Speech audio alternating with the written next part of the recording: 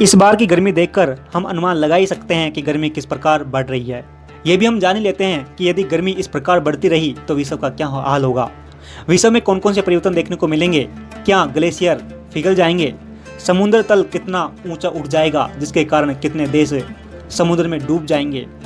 इसके अलावा भारत पर क्या प्रभाव पड़ेगा? भारत के अंदर क्या गंगा नदी, ब्रह्मपुत्र नदी सूख जाएगी? क्यों सूख जाएगी?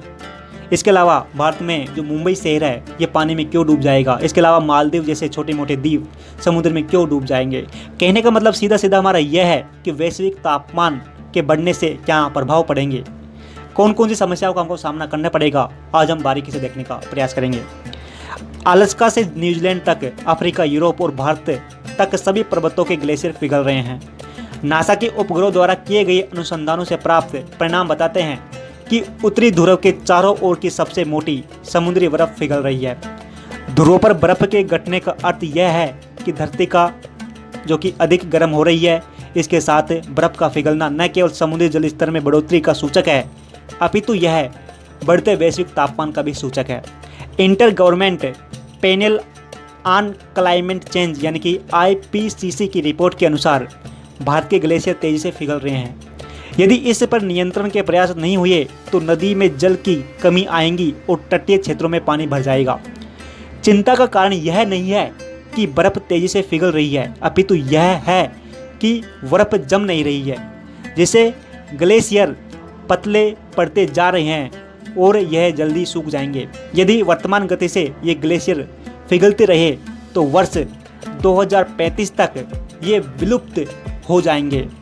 विश्व बैंक की turn down the heat report के अनुसार अगले दशकों में विश्व तापमान में 2 डिग्री सेल्सियस की वृद्धि से भारत में मानसून का पूर्व अनुमान लगाना काफ़ी मुश्किल हो जाएगा और वर्ष 2040 तक गर्मी में अधिक वृद्धि के कारण फसल उत्पादकता में व्यापक गिरावट दर्ज की जाएगी।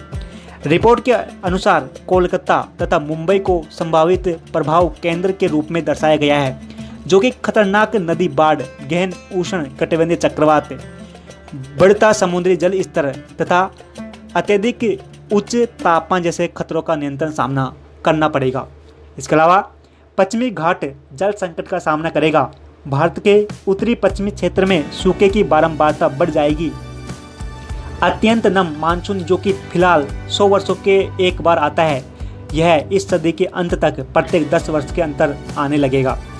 वर्ष 2050 तक उसके पश्चात तापमान में 2.5 डिग्री सेल्सियस वृद्धि से हिमनद पिघलने लगेंगे तथा बर्फ में भी लुप्त होने लगेगी, जिससे विश्वसनीय व स्थायी जल संसाधन के लिए खतरा उत्पन्न हो जाएगा। जैसे गंगा, ब्रह्मपुत्र एवं सिंधु नदी के जल का मुख्य स्रोत हिमनद व बर्फ ही है। यदि यही पिघल जाएंगे तो इन नदियों को जल कहाँ से मिलेगा? यानी कि यदि हिमनद पिघले तो नदियों का विनाश जो कि ज़्यादा दूर नहीं है, जो कि भारत की गंगा, ब्रह्मपुत्र, सिंधु जो कि भारत की कहें कि जो कि जीवन रेखा है, यदि यही समाप्त हो जाएंगी तो भारत का क्या होगा? प्रतिकूल जलवायु प्रभाव को ताप वृद्धि में 2 डिग्री सेल्सियस से कम बढ़ोतरी की दिशा में टाला जा सकता है, पर इसके लिए समय काफ़ी कम रह गया है क्योंकि हमने विश्व का तापमान इतना बढ़ा दिया है।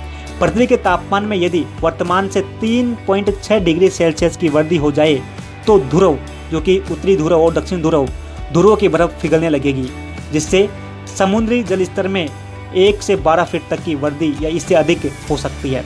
परिणाम स्वरूप सभी तटीय नगर जैसे कि Mumbai, New York, Paris, London, Rio de Janeiro, Maldives, Holland एवं बांग्लादेश के अधिकांश भूखंड समुद्र में समा जाएंगे। ग्लोबल वार्मिंग के चलते द्वीपीय राष्ट्रों एवं तटीय क्षेत्र के जलमग्न होने की आशंका बहुत पहले से ही व्यक्त की जा रही है, लेकिन यह खतरा पापुआ न्यू गिनी के एक द्वीप पर सबसे पहले आया है। ऑस्ट्रेलिया के पास मौजूद इस देश का एक पूरा द्वीप डूबने वाला है, जो कि महासागर में डूबने वाला है। कार्टेटस नामक इस द्वीप की पूरी आबादी विश्व में ऐसा पहला समुदाय बन गई है जिसे ग्लोबल वार्मिंग के कारण विस्थापित होना पड़ रहा है, जो कि इनके लिए बड़ा दुखदायक है, जो कि अपनी भूमि को छोड़कर कहीं और जाने पर मजबूर हो गए हैं। ऑस्ट्रेलिया की नेशनल टाइड फैसिलिटी सेंटर के अनुसार इन द्वीपों के समुद्र जल स्तर में प्रति वर्ष 8.2 मिलीमीटर की वृद्धि हो रही है।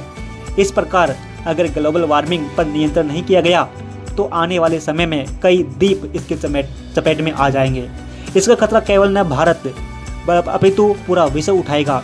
यदि हमको इसको रोकना है तो हमको सचेत होना पड़ेगा। वैसे हमने बहुत देर कर दी है, इसको रोकना लगभग असंभव है, लेकिन फिर भी हम आशा करेंगे कि हम जो कार्बन डाइऑक्साइड का उत्सर्जन कर रहे हैं इस पर थोड़ी कमी लाएं।